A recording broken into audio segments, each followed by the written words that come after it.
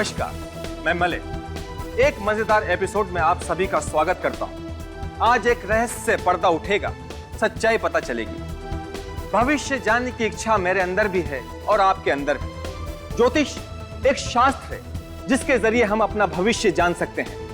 कुछ लोग यकीन करते हैं और कुछ नहीं, मगर सच क्या है ये बताने के लिए हमारे बीच आ रही हैं मशहूर ज्योतिष miss Tania. Please welcome.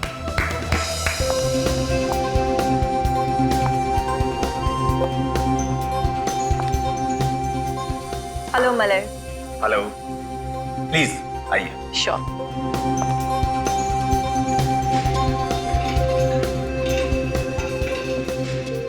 Tania ji, हमारे शो में आने के लिए आपका बहुत बहुत धन्यवाद। Thank you so much. ज्योतिष मेरे लिए एक बहुत बड़ा रहस्य है। प्लीज आप हमें बताइए कि आप भविष्य कैसे बताते हैं? हम सब इस ब्रह्मांड का एक हिस्सा है। हमारी सोच पर, हमारे हर एक डिसीजन पर इन सितारों का प्रभाव होता है। अच्छा, तो इन सितारों से हमारी किस्मत जुड़ी हुई है? बिल्कुल, जैसे इन सितारों का रास्ता तय है वैसे ही हमारी किस्मत। इन सितारों को देखकर मैं किसी भी आदमी का भविष्य जान सकती हूँ। तो हमारी किस्मत तय है, हम इसे बदल नहीं सकते। सुनकर थोड़ा डर लगता है।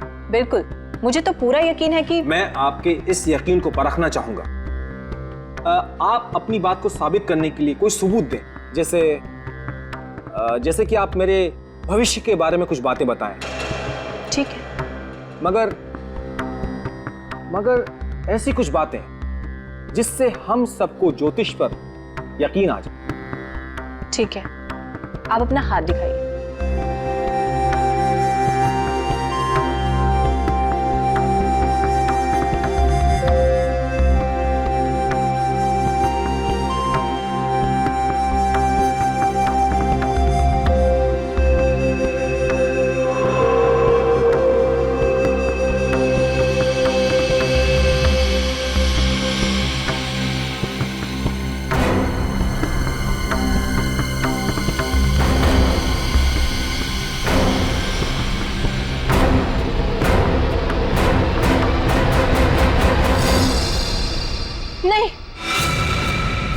नहीं हो सकता। तुम इंटरव्यू के लिए मान गए और हमारे साथ यहाँ स्टूडियो में मौजूद हो, विश्वास ही नहीं हो रहा है।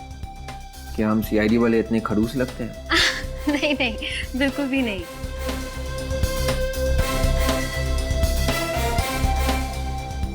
क्या हुआ विवेक, परेशान लग रहे हो? कैमरा और लाइट्स को देखकर नर्वस तो नहीं हो रहे? जी हाँ, ये कैमरा और लाइट्स थोड़ा नर्वस कर रहे हैं मुझे। ओके ठीक है विवेक, नो प्रॉब्लम। हम इंटरव्यू से पहले एक रिहर्सल कर लेते हैं ताकि तुम्हें कैमरा और लाइट्स की आदत हो जाए। जी शुक्रिया। अब विवेक ये बताओ कि तुम सीआईडी में कब आए? यही कोई हो गए होंगे 5-6 साल। अच्छा, तो कैसी होती है सीआईडी ऑफिसर्स की जिंदगी? थोड़ी मुश्किल है पर बहुत ही दिलचस्प।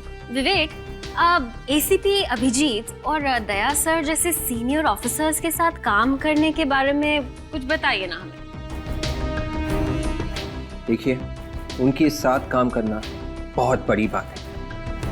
एक परिवार के जैसे रखते हैं सबको। उन्होंने मुझे बहुत कुछ सिखाया, बहुत कुछ, और मदद के लिए हमेशा तैयार रहते हैं। Very nice. मगर आपके असली परिवार का क्या? आपके माता पिता को डर नहीं लगता? लगता है। मेरी माँ को हमेशा मेरी चिंता लगी रहती है, लेकिन उन्हें गर्व है कि मैं समाज के काम आ रहा हूँ। विवेक, एक और बहुत इम्पोर्टेंट सवाल है और उस सवाल को पूछे बगैर मैं आपको इस स्टूडियो में से जाने नहीं दे सकती। देखिए प्लीज, शादी के बारे में मत पूछना, ऑलराइट? नहीं नहीं, शादी के बारे में तो हम जरूर पूछेंगे, लेकिन बाद में। अभी आप मुझे प्लीज फ्रेडी सर के बारे में कुछ बताइए ना। Freddy sir? हाँ। क्या हुआ विवेक, फ्रेडी सर का नाम लेते ही आपने हंसना शुरू कर दिया?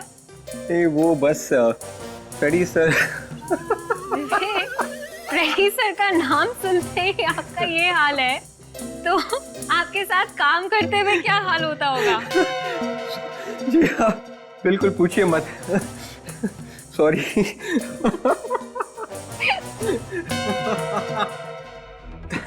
तानिया जी, जो होने वाला है वो बताने के लिए कहा था। आपकी ये घबराहट तो मुझे भी डरा रही है। ऐसी कौन सी बात है? आज आपका आखिरी दिन है। तानिया जी, तो आज मैं मरने वाला हूँ। हाँ। मगर कैसे? मैं तो बिल्कुल फिट हूँ, मुझे कोई बीमारी भी नहीं और मैं गाड़ी भी सेफली ड्राइव करता हूँ। फिर मेरी मौत कैसे होगी? ये मुझे नहीं पता।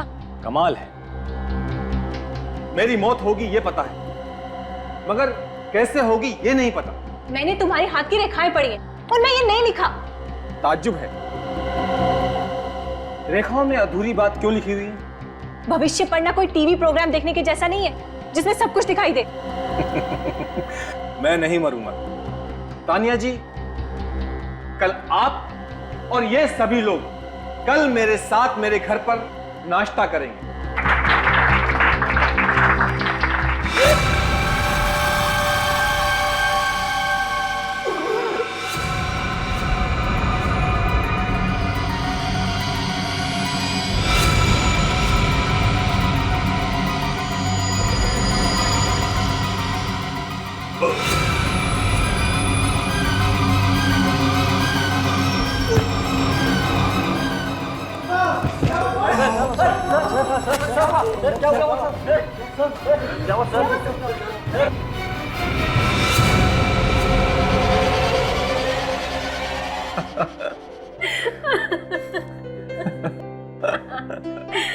विवेक, बिल्कुल विश्वास नहीं होता कि तुम इतना मजाक कर सकते हो।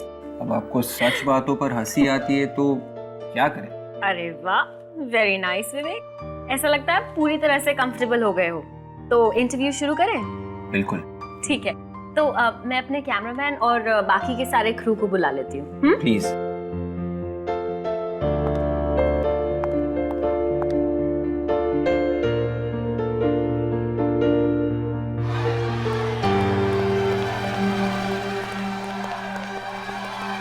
रागिनी, क्या हुआ? पता नहीं विवेक, पर कुछ तो गड़बड़ जरूर है। गड़बड़? भाई साहब क्या हुआ? शायद उस तरफ कुछ हुआ है।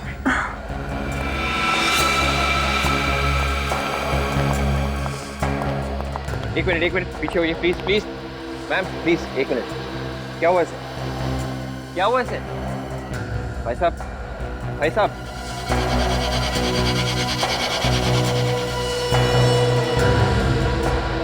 ये तो मर चुका है।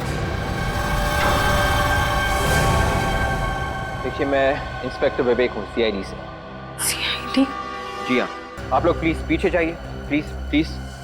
आप में से कोई भी इस बॉडी को हाथ नहीं लगाएगा और ना ही इस बिल्डिंग के बाहर जाएगा जब तक मैं ना कहूँ।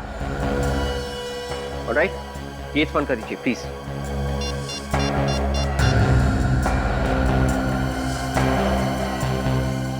हेलो सर, मैं फ्यूचर न्यूज चैनल से बात कर रहा हूँ। आप लोग जल्दी आइए सर, यहाँ पे एक खून हुआ है सर।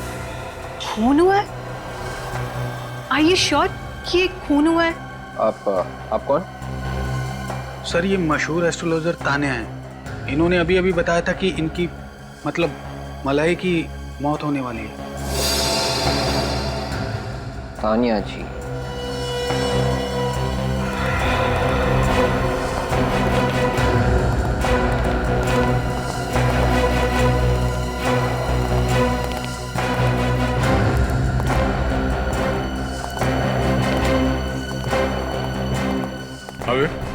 समलाई है।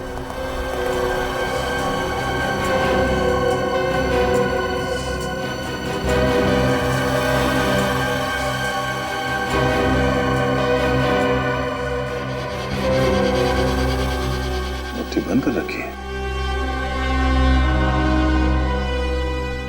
मुट्ठी से बंद क्यों है?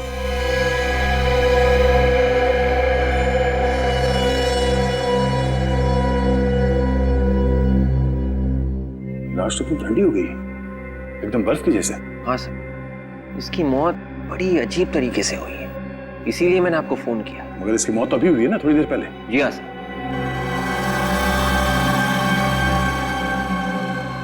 ऐसा लगता है ये लाश किसी फ्रीजर में रखी गई थी। सर, लाश भी यहीं पे पड़ी हुई थी और इसकी मौत भी सबके सामने ही हुई है। बॉडी अकड़ भी गई है। राइगर मोटिस को होने में कम से कम 4-5 घंटे लगते हैं। इतनी जल्दी ये बॉडी कैसे अकड़ गई?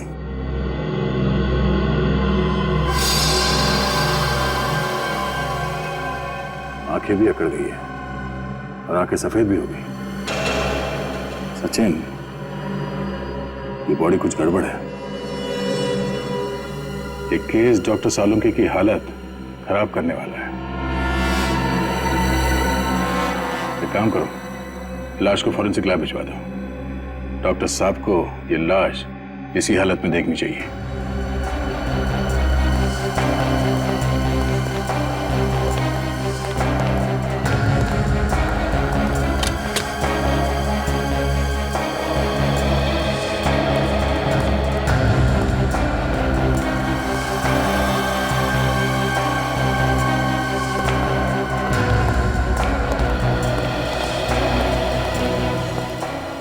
सर, एक और बात है। क्या? वो तानिया है सर, एक एस्ट्रोलॉजर। मलय उसी का इंटरव्यू ले रहा था। दोनों बैठे हुए थे और रिकॉर्डिंग चल रही थी। उसी बीच मलय ने तानिया को अपना हाथ दिखाया। तानिया ने हाथ देखा और कहा, मलय तुम्हारी मौत होने वाली है। उसके बाद अचानक ये सब। उसकी मौत लिखी हुई थी। मौत को जब आना होता है वो आकर रहती है, उसे कोई नहीं टाल सकता। हम ये समझे कि जैसे ही आपने उस आदमी का हाथ देखा, आपको मालूम पड़ गया था कि ये आदमी ऊपर जाने वाला है। जी हाँ। जानिए जी, आपको एक बात बोलूं? मैं आपके बारे में कुछ नहीं बताऊंगी। हमने बड़े बड़े पाखंडी और तांत्रिकों को देखा है, समझी? ज्योतिष विज्ञान कोई पाखंड नहीं है। तो क्या ज्योतिष विद्या एक करंट की तरह है, हा? जो हाथ में तार लगा और फौरन झटका लगा? क्यों? मतलब उस आदमी का हाथ देखते तुम्हारे दिमाग ने बोल दिया कि आदमी मरने वाला है। हा? तुम क्या अंतर्यामी हो, भगवान हो, क्या हो तुम? सर, ये भी तो हो सकता है कि ये खूनी के साथ मिली हुई हो। ये आप क्या कह रही हैं? मौत तो ऊपर वाले के हाथ में होती है। हम तो सिर्फ एक जरिया हैं और मैं चाहकर भी मौत को नहीं बुला सकती। तो मलय कैसे मर गया?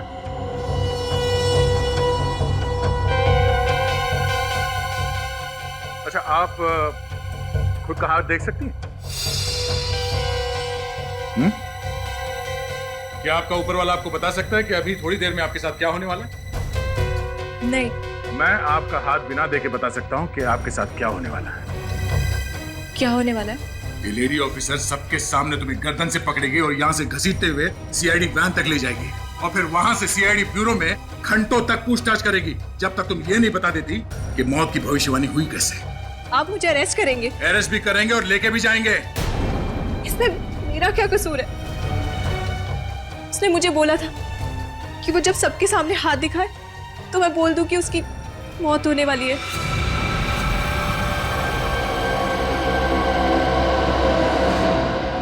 देखा, सीआईडी के सामने भविष्यवाणी भी बदल जाती है।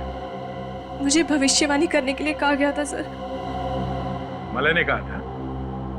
जी हाँ। तुम सच बोल रही हो? मैं सच बोल रही हूँ सर। अगर मैं गुनहगार होती तो मैं वहां क्यों रुकती? मलय मरने वाला था और उसे इस बात की कोई चिंता नहीं थी। मलय मरना क्यों चाहता था? चक्कर क्या है?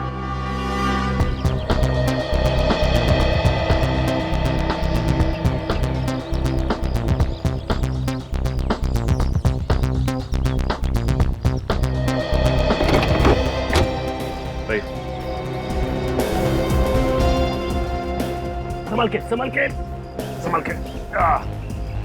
और आगे जाओ। दौड़ दौड़ दौड़ मानो।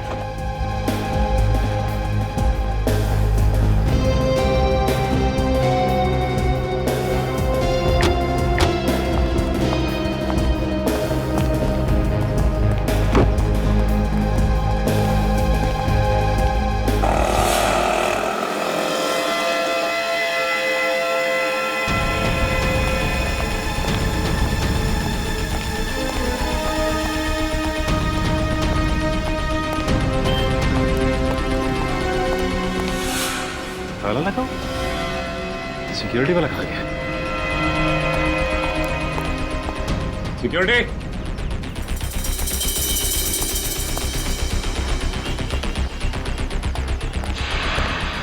सिक्योरिटी।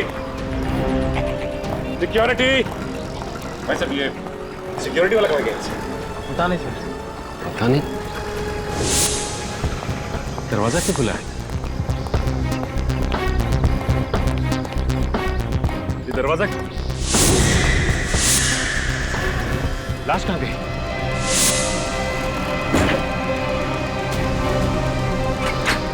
लाश कहाँ गई? लाश? पता नहीं साहब, कहाँ गई? पता नहीं। कमाल है। तुम लोग यही थे ना? हाँ साहब, हम तो यहीं पर थे। तुम यहीं पे थे, फिर भी लाश गायब हो गई।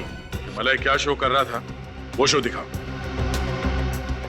बिल्कुल, मुझे तो पूरा यकीन है कि मैं आपके इस यकीन को परखना चाहूंगा। ठीक है। मैं चाहता हूं कि आपकी बात साबित करने के लिए आप कुछ सबूत दें। आप अपना हाथ दिखाइए।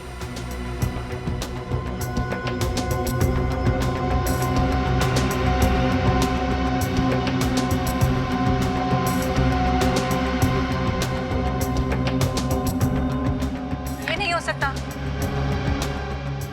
नहीं हो सकता? आपकी घबराहट तो मुझे डरा रही है। आज आपका आखिरी दिन है। एक मिनट, जरा पॉज करो। रिवाइंड करो उसे। प्ले करो। ये बार बार अपनी घड़ी की तरफ क्यों देख रहा है? हाँ सर, और बार बार पसीना भी आ रहा है। लगता है मलाई कोई टेंशन में था।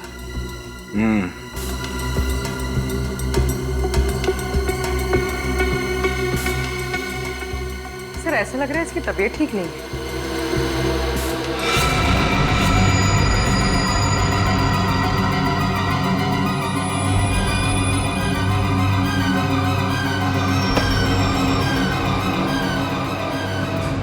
क्या बात है सर? ये मलय अपने प्रोग्राम में अजीब अजीब करतब कराने में बहुत मशहूर था। कहीं ये भी उसके दिमाग का फितूर तो नहीं? हाँ? ये भी प्लान था? नहीं सर, ऐसा कोई प्लान नहीं था। मतलब ये मौत एक आत्महत्या है? मलय का शरीर बर्फ की तरह जम गया था, कैसे? मुझे कुछ नहीं पता सर। मैं तो सिर्फ ये सोच रहा हूँ कि उसके बिना मैं शो कैसे करूंगा।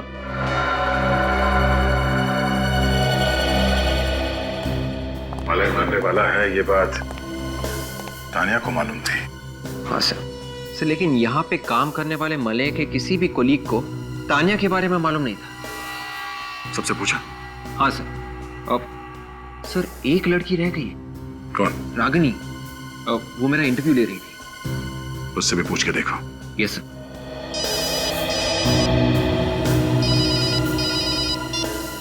हाँ सचिन।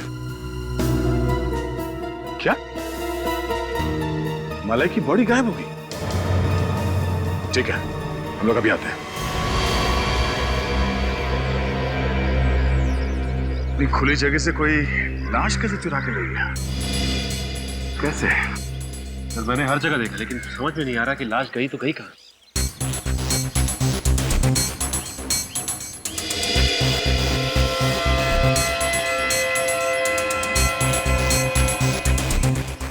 एम्बुलेंस के नीचे सब बंद है, कोई ड्रेनेज एग्जिट भी नहीं है। तुम्हें शक कैसे हुआ? सर जब मैं डेड बॉडी को अंदर रखवा के यहाँ से निकल रहा था तो सामने देखता हूँ कि गेट पे ताला लगा हुआ है और सिक्योरिटी गार्ड भी नहीं।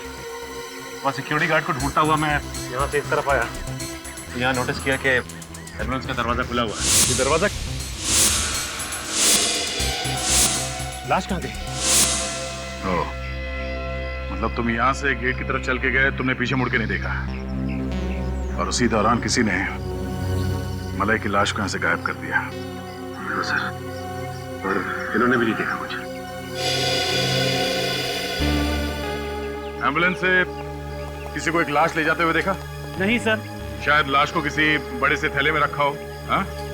नहीं सर, ऐसा तो किसी को नहीं देखा। अच्छा,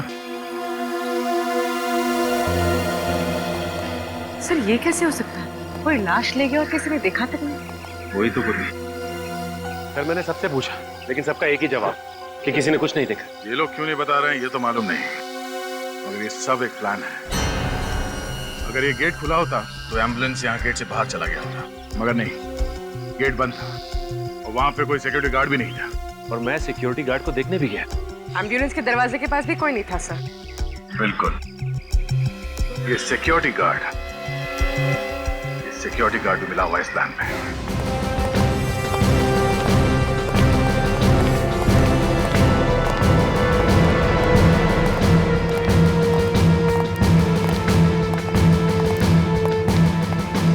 तुम यहाँ गेट पे सिक्योरिटी करते हो? जी सर। कहाँ गए? सब पानी लेने गए सर, गर्मी बहुत है। पानी लेने गए थे आधे घंटे से। साहब किसी से कहिएगा मत, वो जब से मौत हुई है ना साहब मालिया साहब, तब से ऑफिस जैसे बंद सा हो गया है, इसीलिए थोड़ी देर बैठ गया हूँ। इसलिए ताकि मलय की बॉडी चुराई जा सके। चोरी हो गई साहब, इसमें मेरा कोई हाथ नहीं साहब, मुझे कुछ नहीं मालूम। बिल्कुल मौके पर ही गायब हो गए थे तुम। हाँ, और नहीं मैम, एक फ़ोन आ गया था, उसी को अटेंड करने गया था और थोड़ी देर बैठ गया हूँ। फोन किसे? वो पता नहीं साहब, लेकिन जब मैं वहाँ पहुँचा तो फ़ोन कट गया। मुझे लगा घर पे फ़ोन होगा, इसलिए थोड़ा इंतज़ार करने लगा। एक मिनट, इसने तुम्हें कहा कि तुम्हारा फोन आया है, उसने तुम्हें ये नहीं बताया कि किसने फोन किया था? नहीं साहब। अच्छा, तुमने पूछा क्यों नहीं उससे कि कौन बोल रहा है? सर क्योंकि इसके दोस्त और घर वाले हमेशा कॉल करते हैं, इसके लिए मैं कई बार पूछती नहीं हूँ। फोन करने वाला लड़का था या लड़की? सर लड़की थी। लड़की थी। उसने क्या बोला? जो बोला वही बताओ। हाँ, उन्होंने बोला कि महेश को बुला। महेश को बोला? महेश बोला या सिक्योरिटी गार्ड? सोच के बताओ।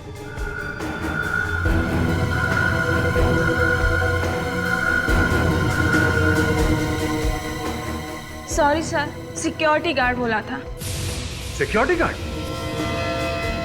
हाँ सर, कहा था कि जो मेन गेट पे सिक्योरिटी गार्ड है उसे बुला।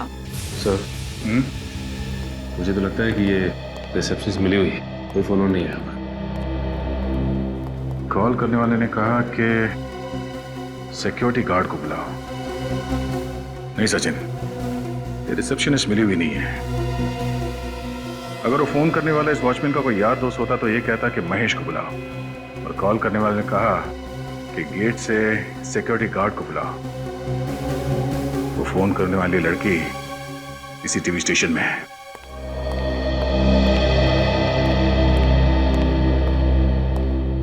ये रागिनी का फोन क्यों नहीं लग रहा है?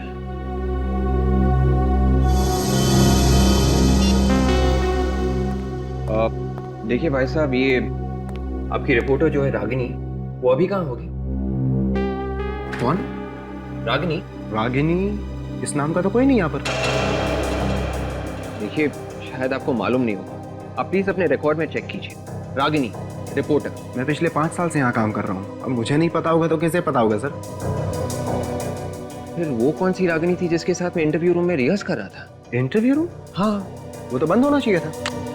देखिए, वो रूम खोला गया था, मैं वहाँ रागिनी के साथ इंटरव्यू के लिए रिहर्स कर रहा था। देखिए, आप एक काम कीजिए, आप अपने प्रोग्रामिंग हेड मिस्टर सुधीर को अभी के अभी बुलाइए, मुझे उनसे मिलना है। ठीक है सर। थैंक्स।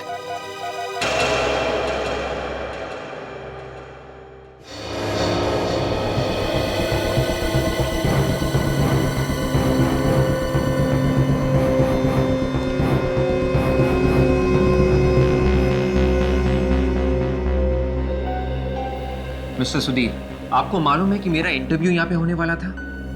आपका इंटरव्यू यहाँ पे? जी हाँ।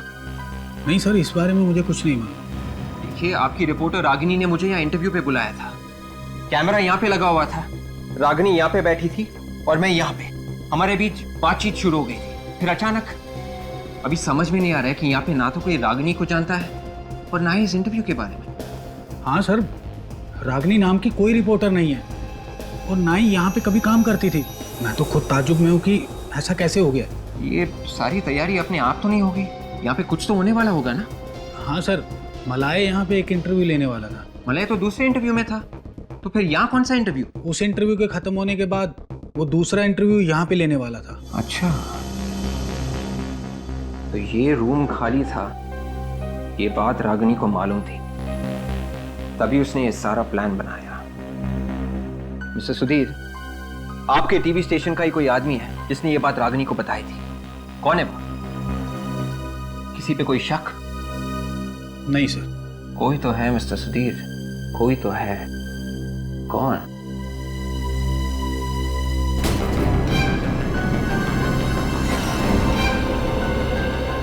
मिस्टर सुधीर, वो आदमी कहाँ है जिसने इस कमरे का दरवाजा खोला था? कहाँ है वो? उसे सब कुछ मालूम है।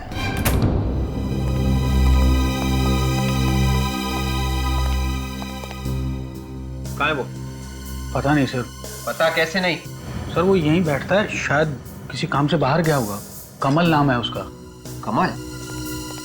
मेंटेनेंस वाला आदमी मिला विवेक? नहीं सर, लेकिन उसका नाम कमल है सर। वो यहीं कहीं होना चाहिए। शायद वो भी फ्रॉड हो। सर कोई ताजुब की बात नहीं है, लेकिन वो यहीं का एम्प्लॉय लग रहा था। सर आप मुझे थोड़ा वक्त दीजिए, मैं उसे ढूंढ निकालता हूँ please. Relax relax Vivek, tension मत लो। हाँ सचिन, तुम जाके देखो, ढूंढो उसे। आइए बस सर। जी विवेक, तुम रागिनी को कैसे जानते हो? सर एक्चुअली रागिनी ने मुझे फोन किया एक इंटरव्यू के लिए। पिछले 2 हफ्ते से वो रिक्वेस्ट कर रही थी, तो मैंने सोचा। तो सब एक प्लानिंग है। मतलब सर? मतलब उसने पहले मलाई का खून किया और फिर उसकी बॉडी को चुरा लिया। सर भगदड़ के बाद तो वो गायब थी, लेकिन एक बात समझ में नहीं आ रही है सर। अगर वो एक गुनहगार है तो उसने मुझे इंटरव्यू के लिए क्यों बुलाया? क्यों सर? सर ये रहा कमल। यही है वो सर। कहाँ है वो? कौन थी वो? जल्दी बता, नहीं तो। कौन सी लड़की? मैं किसी लड़की को नहीं जानता। सर और सुबह इनके साथ एक लड़की आई थी यहाँ पे? हाँ कौन थी वो? सर मैं नहीं जानता। तो तुमने इंटरव्यू रूम क्यों खोला उसके लिए? सर वो तो मलय सर ने कहा था कि वो मैडम को इंटरव्यू में बिठाओ करके। मलाई ने? मलाई की मौत का फायदा उठा के अपना इल्जाम उसके सर पे तो नहीं डाल रहे हो तुम? नहीं नहीं सर। सबूत है तुम्हारे पास? सर सबूत? हाँ है सर, 1 मिनट।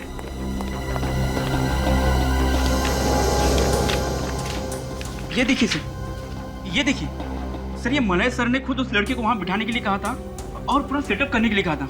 ये रही उनकी सिग्नेचर है। इसका मतलब मलय रागिनी को जानता था? ये रागिनी मलय को कैसे जानती थी? सर वो तो पता नहीं। मलय सर ने मुझे कल शाम को ही रागिनी जी से मिलवाया था और कहा था कि मैडम ऑफिस आए तो उन्हें इंटरव्यू रूम में बिठा देना। सर हो सकता है मलय भी रागिनी के साथ इस प्लान में शामिल हो। इस मलय और रागिनी के बीच में क्या संबंध है, पहले वो पता करना चाहिए।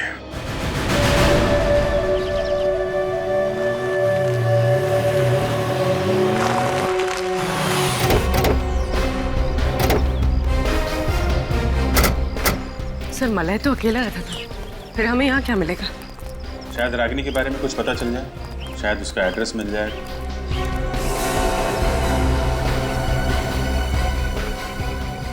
टीवी चल रहा है अंदर?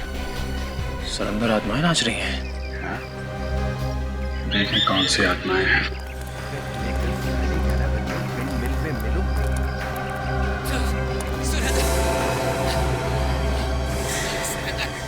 जोर से टीवी चल रहा है, फिर भी आदमी सोया पड़ा।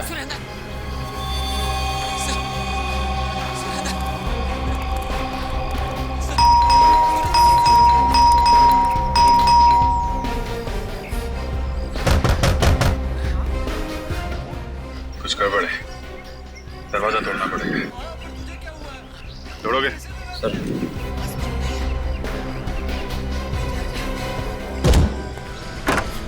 Good job.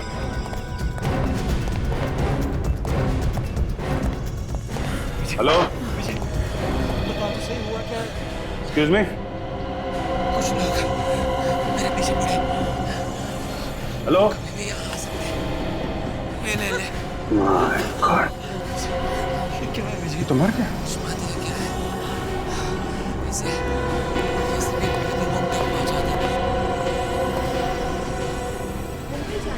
टीवी बंद करो।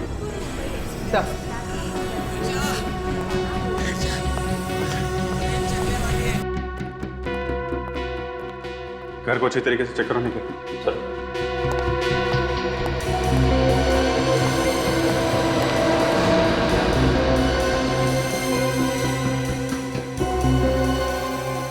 बैठे बैठे ऐसा लग रहा है टीवी देखते देखते ही मर गया।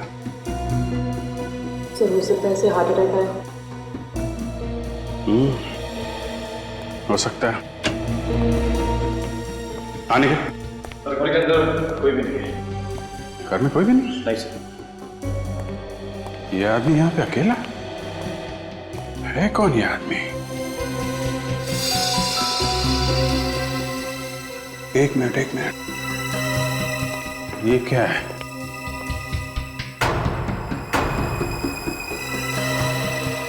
ये क्या है?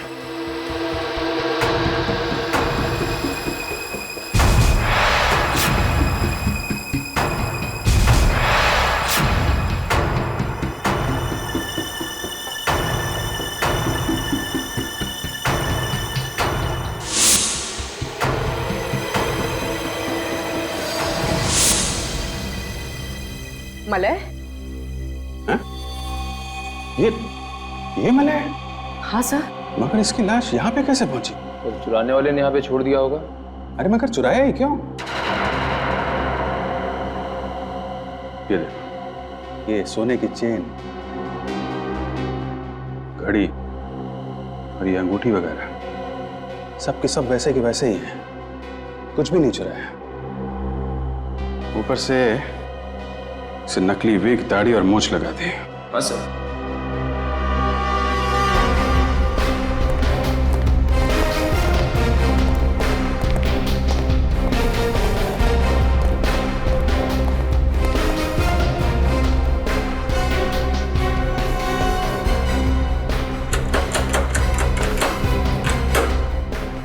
लॉक तो बिल्कुल ठीक ठाक है, दरवाजा तोड़ने का कोई निशान नहीं। कहीं ऐसा तो नहीं जिसने मलय की लाश यहां रखी उसके पास इस घर की चाबी हो? चाबी से दरवाजा खोला, लाश को यहां पे रखा और चुपचाप निकल गया। लेकिन एक बात समझ में नहीं आ रही है, खूनी यहां पे मलय की लाश रखने के लिए आया था क्या? क्यों? है कौन वो आदमी? रागिनी तो यहाँ नहीं है। रागिनी तो फिर कहाँ है? वो अपने घर गई। मगर रागिनी तो यहीं पे रहती है ना? सर वो नासिक की रहने वाली है। यहाँ मैंने अपना घर उन्हें किराए पर दिया था। ओह, और कब गई वो यहाँ से? आज सुबह कुछ 12 बजे के आसपास। 12 बजे के आसपास? मलय का खून हुआ सुबह 10 बजे और ठीक 2 घंटे बाद 12 बजे वो यहाँ से भाग गई। क्या वो खून में शामिल थी? ये कहाँ फंसा दिया मुझे? अच्छा, रागिनी के घर वालों का नंबर तो होगा ना आपके पास? हाँ सर है, मैं अभी देता हूँ सर। घर पे फोन करके पता करो कि रागिनी वहां पहुंची है कि नहीं। Yes sir. Thank you. Ragini काम क्या करती है? सर वो एसी रिसर्च लैब में रिसर्चर है। एसी रिसर्च लैब, फ्रिज के ठंडा रखने की क्षमता को और बेहतर बनाने वाली कंपनी। सर, रागिनी ने फिर से झूठ बोला, वो अपने घर गई नहीं। यही उम्मीद भी थी।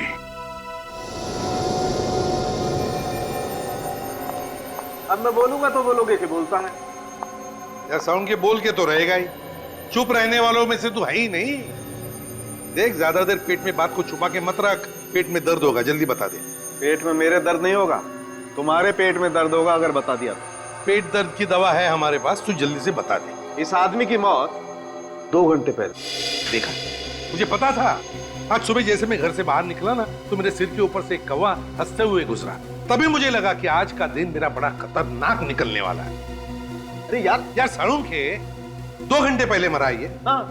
इस आदमी की मौत टेलीविजन स्टेशन पर हुई, सब लोगों के सामने, सबके सामने, सुबह 10 बजे, मतलब अभी से 8 घंटे पहले। देखो बॉस, एक बार अगर फॉरेंसिक साइंस ने बता दिया कि ये आदमी 2 घंटे पहले मरा है, तो इसका मतलब ये आदमी 2 घंटे पहले ही मरा है। यार साउंड की ये कैसे हो सकता है? इस आदमी की लाश को चेक किया गया था टेलीविजन स्टेशन पर, और वो भी दया ने। तब इसका शरीर ठंडा पड़ा था, बर्फ की तरह।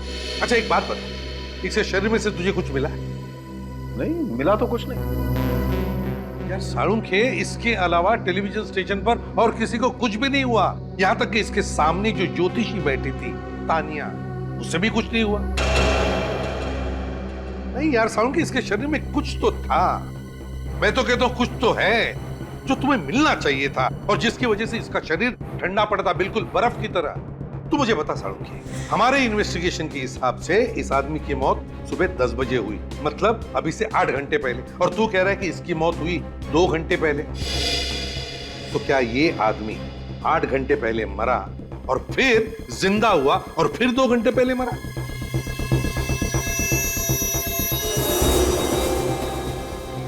वैसे शरीर ठंडा हो जाने से दिल की धड़कनें तो कम हो जाती। इतनी कम हो जाती है कि ये मरा हुआ लगे? थ्योरी के हिसाब से हाँ। एक बात और, क्या? ये देखिए यहाँ इसकी गर्दन पर ये जो 2 निशान है, इंजेक्शन के निशान है बॉस। इस आदमी को यहां से जहरीला इंजेक्शन दिया गया है और उस जहर से ही इस आदमी की मौत हुई। ये आदमी जहर से मरा, इसे इंजेक्शन दिया गया, जहर का। किसने दिया इसे जहर का इंजेक्शन? किसने? हमें रागिनी के बारे में कुछ पूछताछ करनी है। ये सीआईडी रागिनी के पीछे क्यों पड़ी हुई है? जहाँ जहाँ गुनाह वहाँ वासी आएगी। शायद रागिनी के हाथ खून में रंगे है। खून? नहीं, ये हो ही नहीं सकता। वो कब से नहीं आई है काम पे नहीं आई? अरे सर, वो तो आज भी काम पे आई हुई है। आई है? कहाँ है वो? अपने लैब में। कहाँ है लैब? चलिए मैं आपको बताता हूँ। चलिए। रागिनी के लैब का दरवाजा सर ज्यादातर बंद ही रहता है। दरवाजा खुलवाना पड़ेगा। रागिनी, रागिनी दरवाजा खोलो। रागिनी। सर, रागिनी दरवाजा नहीं खुल रही है, पता नहीं क्यों। चाबी तो है ना तुम्हारे पास? जी सर। बोलो।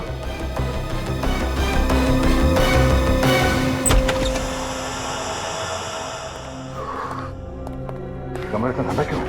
सर, वो रागिनी ने एक ऐसा केमिकल बनाया जिससे फ्रिज को ठंडा करने की कैपेसिटी बढ़ जाए। ठीक है, बाहर कर दो। रागिनी,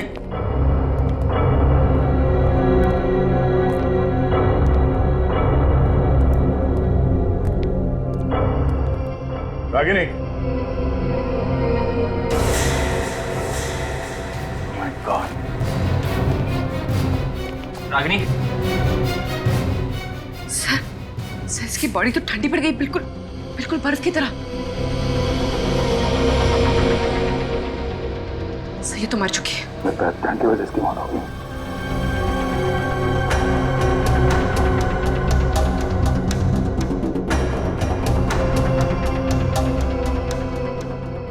सब चीज अपनी जगह पे है। लैब के अंदर कोई और है भी नहीं, कोई हाथापाई के निशान नहीं।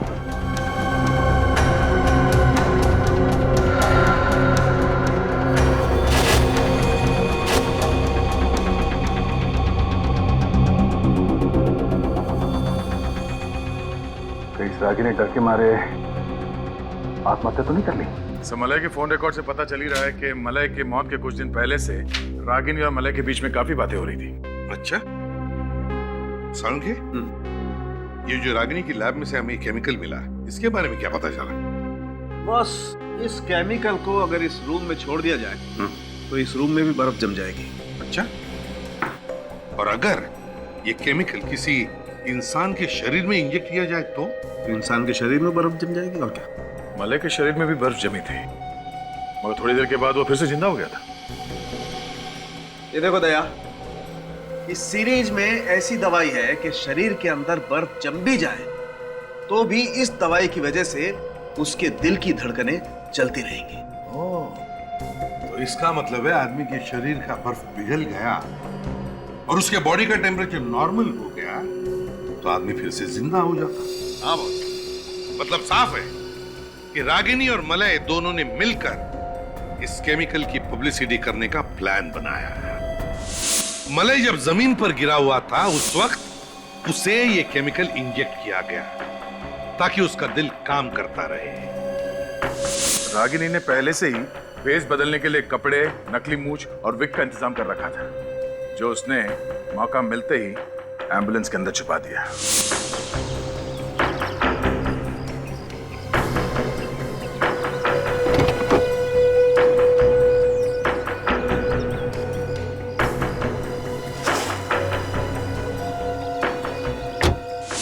एम्बुलेंस में डालने के वक्त तक होश आ गया था, और जैसे एम्बुलेंस का दरवाजा बंद हुआ वो उठा और उसने भेस बदल लिया।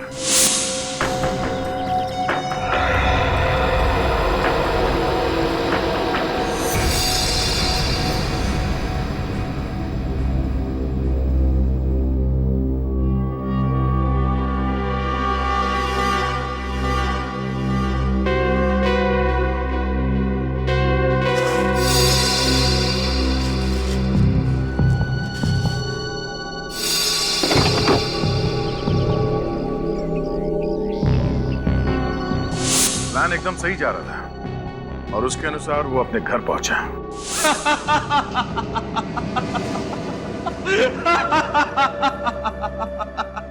सब कुछ कितनी आसानी से हो गया और किसी को भनक तक नहीं लगी।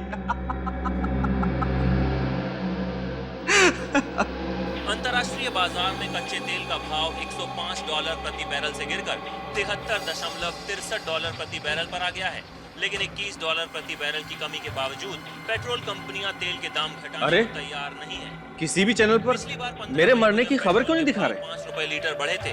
उस वक्त कच्चे तेल की कीमत $105 प्रति बैरल थी। उनको पता ही नहीं कि मैंने क्या झेला। शरीर ठंड के मारे अकड़ने लगा था और इतना दर्द, मौत के मुंह से बाहर आया हूं। जरा संभल के हैं।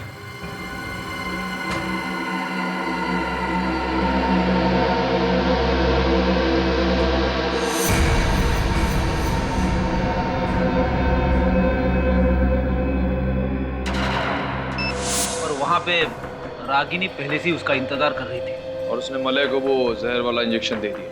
हाँ, लेकिन मलय का खून रागिनी ने नहीं किया। उसने खुद फोन करके विवेक को टेलीविजन स्टेशन पे बुलाया था, क्योंकि ये सब एक पब्लिसिटी स्टंट था। एक सीआईडी ऑफिसर के सामने ऐसा कुछ हो जाए तो बात बहुत बढ़ जाती है। सर, अगर रागिनी खूनी नहीं है तो फिर खूनी कौन है? विवेक, एक बात बता सर, मलय के गिरने के वक्त रागिनी कहाँ थी? सर, रागिनी वहां सेट पे नहीं थी, वो कॉरिडोर में ही रुक गई, क्योंकि एम्बुलेंस में उसे वो कपड़े रखने थे। मगर सर, मलय का दिल चलता रहे, उसके लिए उसे इंजेक्शन तो देना ही था।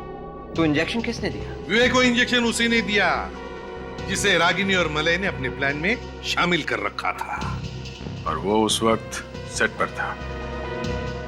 हाँ दया, समझ गए ना खूनी कौन है?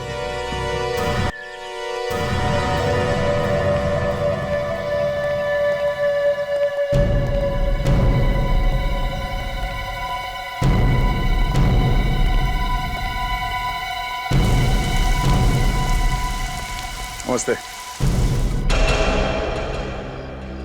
आप? तानिया जी, कैसी हैं आप? मैं तो अच्छी हूँ, पर इतनी सी बात पूछने के लिए आप यहाँ फोन कर दिया होता। फोन पे भविष्य कैसे पूछ सकते हैं? नहीं, ऐसी कोई बात नहीं है, फिर भी नहीं, हमने सोचा कि जिस मुसीबत में हम लोग फंसे हुए हैं तो उसमें से आप ही हमें बाहर निकाल सकती हैं। मैं?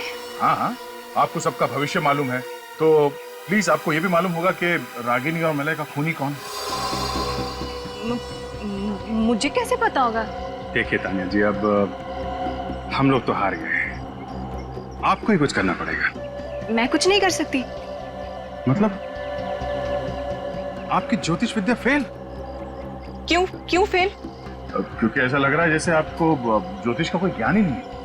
आपको केमिकल्स वगैरह के बारे में मालूम है बस। क्या तानिया जी, आपने दिल तोड़ दिया हम लोगों का। मतलब ये तानिया जी कि आप ज्योतिष वगैरह छोड़ के केमिकल्स के पीछे क्यों पड़ गई? वो ये रागिनी के कंपनी में काम करने वाले लोगों के लिस्ट में एक नाम मिला है। पूरी जरा ने देखा ना, देखिए पहचानती है या नहीं? इस लड़की को पहचानती हो?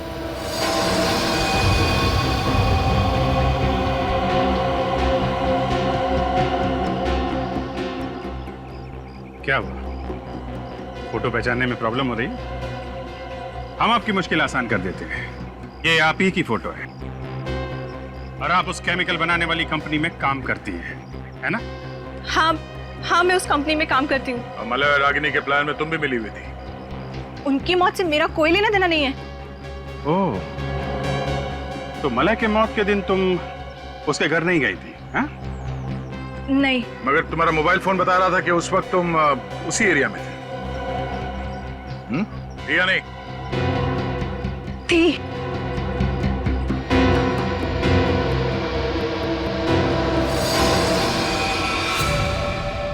खूनी जब भागने की कोशिश करता है ना, तो उसका एक ही इलाज है।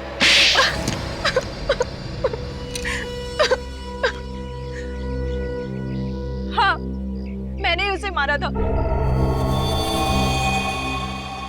मैंने ही मलय को मारा था, वो जहर वाला इंजेक्शन देके उसके घर पर।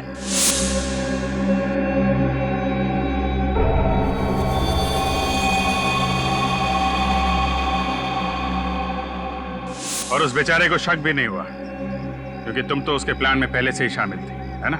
हाँ, मैंने ही उसे कहा था कि वो इंजेक्शन से ज्यादा बेटर फील करेगा। रागिनी को कैसे मारा? उस दिन लैब में मैं उसी के साथ थी और मैंने केमिकल का कंटेनर खोल दिया और कमरे से बाहर चली गई। उस केमिकल ने फौरन उस लैब को ठंडा कर दिया।